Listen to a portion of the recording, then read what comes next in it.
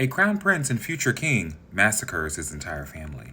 Not since the assassination of the former imperial family of Russia have we seen something very similar into this magnitude.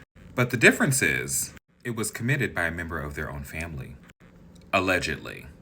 Ladies and gentlemen, the former royal family of Nepal. Pictured here is former King Virendra and his wife and queen, Aishwarya. Please forgive me, I did look these up on how to pronounce the names, but I do not speak Nepali, so I'm trying my best. Their eldest child, the then Crown Prince Dipendra. This is Princess Sruti, I believe it's pronounced. And their youngest son, Prince Nirajan. During the first 8 years of his reign, he was actually an absolute monarch. And through his notable works and reforms, he became a very prominent and popular figure, as well as his son, the Crown Prince. So what happened? Well, on the night of June 1st, 2001, during a party at the Narayanhiti Palace, hope I said that right, the then 29-year-old Crown Prince opened fire, ending the lives of both of his parents, both of his siblings, his father's younger brother, Prince Dhirendra, who had in fact renounced his title, the king's elder sister, Princess Santi, the king's middle sister, Princess Sarada, as well as her husband, and finally the king's first cousin, Princess Jayanti. The then princess, later turned queen, Kumail, was also wounded, as well as 3 others. Following the massacre, Dipendra attempted to take his own life by headshot. However, he survived and he was in a comatose state for 3 days, in which he was pronounced king, after which he passed away and his uncle, Yanindra, became king. During this whole situation, he was not at the palace.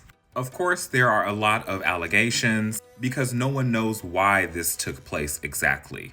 One allegation is because he was not allowed to choose who he wanted to marry and he wanted to exact some Western influence. Another conspiracy theory was that it was planned by the CIA.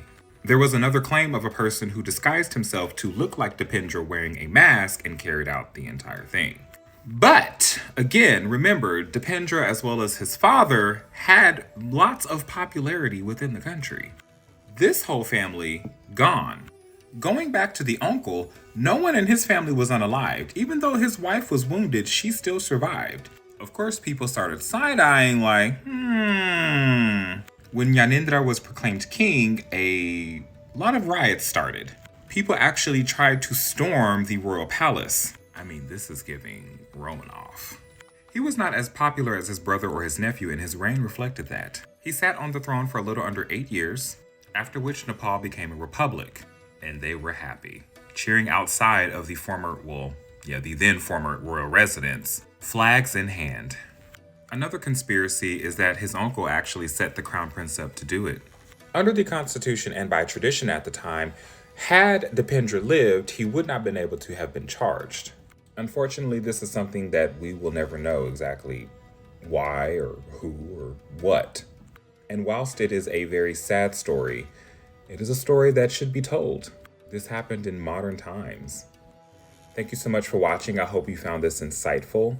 And because of the situation, please let us make sure we keep the comments as respectable as possible. At least for those who lost their lives, of course. Make sure you comment, like, and repost. Mwah. Bye.